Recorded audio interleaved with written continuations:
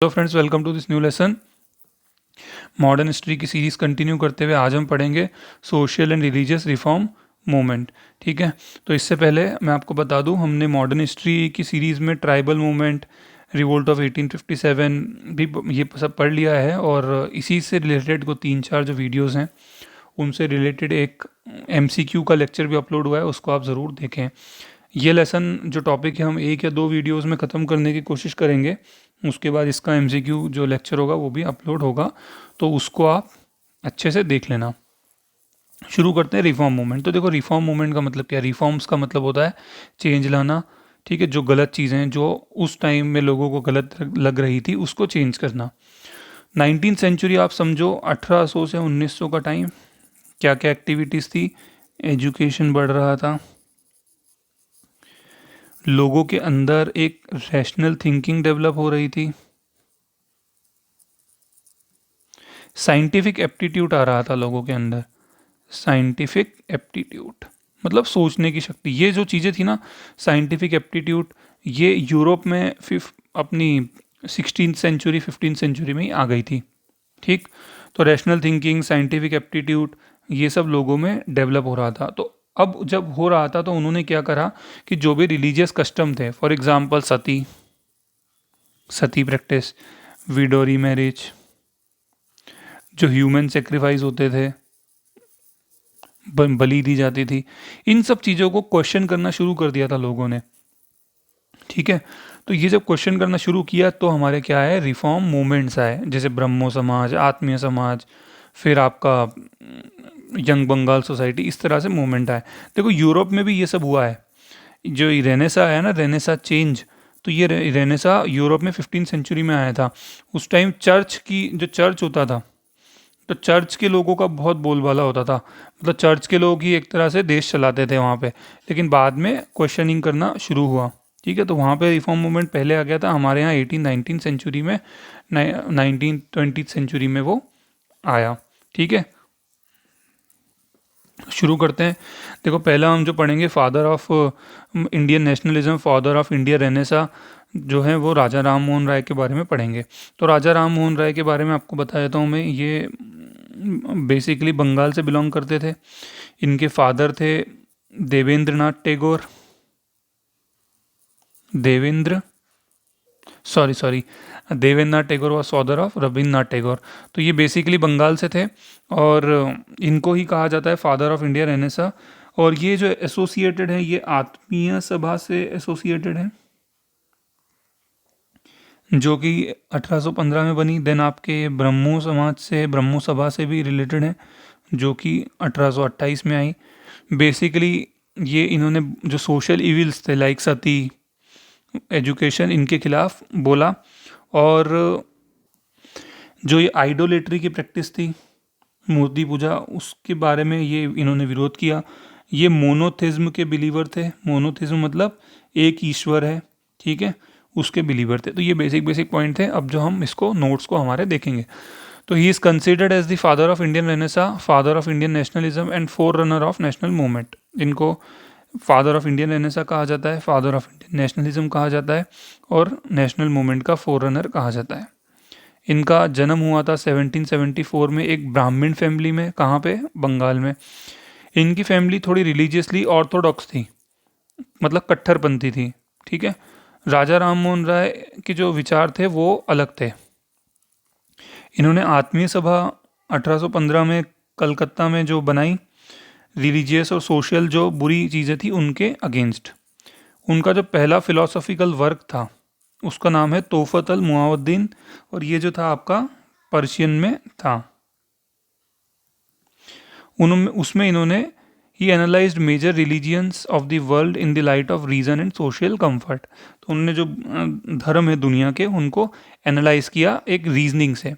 As a reformist ideologue, Roy believed in modern scientific approach and principles of human dignity and social equality.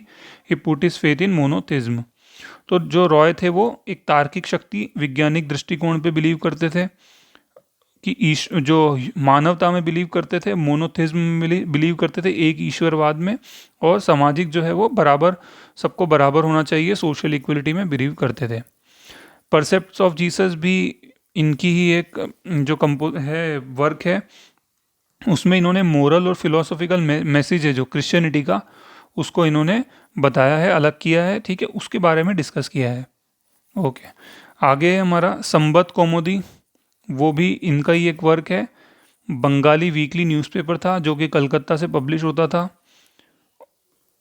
ठीक है। संबत कौमुदी ने सती practice को बहुत ही बुरा बताया था, अनहिंदू बताया था। अगस्त 1828 में ब्रह्मो समाज की स्थापना करी, ब्रह्म सभा की स्थापना करी, जिसका नाम बाद में ब्रह्मो समाज हो गया। और इनके और दूसरे वर्क भी थे, जैसे ब्रह्मनिकल एक मैगजीन आती थी, मिरातुल अकबर आता था न्यूज़पेपर पर्शियन में, ठीक है। आत्मीय सभा के बारे में देखते हैं, ध्यान रखना 1815 बंगाल, राजा राम मोहन राय, बस इतना भी ध्यान रख लोगे तो बहुत है, ठीक है। तो ये यही लिखा हुआ है इसमें कि राजा राम मोहन राय 1815 में ये इस्टेब्लिश किया था कलकत्ता में। ओके, ब्रह्म समाज के बारे में देखेंगे। तो ब्रह्म समाज देखो, मैं बताता हूँ आपको, राजा राम मोहन राय ने इसको जो है बनाया था 1828 में, ठीक है। उनकी डेथ के बाद, उनकी डेथ के बाद क्या हुआ, ये आपके द्वारकानाथ टैगोर जो थे, जो कि रविन्द्रनाथ टैगोर के फादर थे, उन्होंने इसका काम देखा। उसके बाद इसके अंदर केशव चंद्र सेन आए। तो केशव चंद्र सेन ने काफ़ी जो है ब्रह्म समाज को एक नया एक उसकी प्रोग्रेस में बहुत ध्यान दिया। बाद में क्या हुआ कि द्वारकानाथ टैगोर और केशव चंद्र सेन के जो थॉट्स थे वो अलग हो गए। केशव चंद्र सेन के बारे में बताते हैं हिस्टोरियंस कि ये बहुत रेडिकल थे। रेडिकल मतलब जैसे ये इन्होंने इंटरकास्ट मैरिज को भी प्रमोट किया। फिर उसके बाद ये बोलते थे कि सभी रिलीजन्स के थॉट को हमको ब्रह्मा समाज में इंक्लूड करना चाहिए। तो वो द्वारकानाथ टैगोर जी को पसंद नहीं था। तो इसलिए क्या हुआ कि ब्रह्म समाज में एक स्प्लिट हो गई, अलग हो गए दोनों, ठीक है। अभी नाम हम देखेंगे क्या क्या नाम रखे। उसके बाद क्या हुआ, केशव चंद्र सेन जो थे, उन्होंने अपनी ही 13 साल की बेटी का विवाह एक बड़े व्यक्ति से कर दिया। तो उन्होंने खुद ही चाइल्ड मैरिज कर दी। तो उसके बाद जो उनका भी जो केशव जो यहाँ ये वाला जो था, इसमें भी दो स्प्लिट हो गई, ठीक है। तो अब देखते हैं ब्रह्म समाज। तो ब्रह्म समाज जो है आपका, राजा राम मोहन राय establish the Brahmo Samaj in Kolkata on 20 अगस्त 1828। इस तारीख को उन्होंने ब्रह्म समाज बनाया। ही created Brahmo Samaj on the foundation of reasoning, scientific aptitude, humanity and उपनिषद।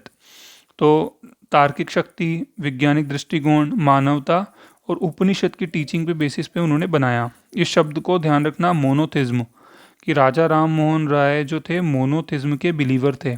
इस स्टेटमेंट को ध्यान रखना। Aim was to oppose the evils and conservatism prevailing in the then Hindu society. He opposed polytheism, idolatry, caste system and supported monotheism. तो क्या M था, एक तो ये पॉलीथिज्म का अपोज करना कि एक ईश्वरवाद के बारे में बताना, मूर्ति पूजा, वर्ण सिस्टम, कास्ट सिस्टम था ऊंच और नीच, उसको हटाना, ठीक है। Raja Ram Mohan Roy launch a movement to improve the conditions of women.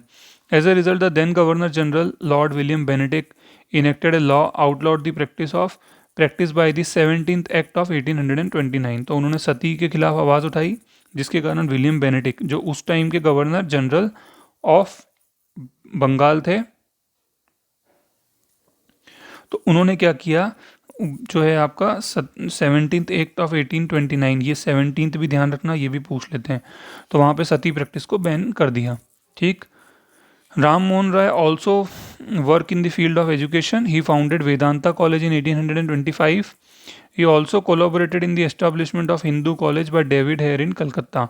तो एक तो उन्होंने वेदांता कॉलेज 1825 में बनाया, ठीक है, कलकत्ता में ही। और हिंदू कॉलेज की जो स्थापना हुई किसके द्वारा हुई, डेविड हेयर इन कलकत्ता, उसमें भी इन्होंने हेल्प करी, ठीक है। He did not oppose Britishers in India but believed that they should establish justice in India. तो उन्होंने ब्रिटिशर्स का अपोज नहीं किया, उनका ये विचार था कि जो ब्रिटिशर्स हैं उनको न्याय करना चाहिए, न्याय संगत होना चाहिए। अकबर टू जो मुगल एम्पर थे, उन्होंने उनको इंग्लैंड भेजा, ठीक है, एक केस के सिलसिले में, पेंशन के केस के सिलसिले में। और मुगल एम्पर अकबर टू ने ही राजा राम मोहन राय को राजा की उपाधि दी। इंग्लैंड में 1833 में इनकी डेथ हो गई थी, ठीक है। After Raja Ram Mohan Roy visit to England, Brahmo Samaj was led by Ramchandra Vidya Bakshi. तो इनके द्वारा रामचंद्र विद्या बख्शी के बारे में बात जो ब्रह्म समाज चलाया गया आफ्टर राम मोहन राय।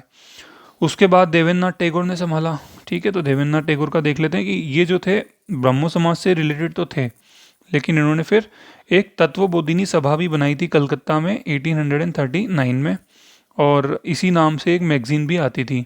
ब्रह्म समाज इन्होंने 1843 में ज्वाइन किया।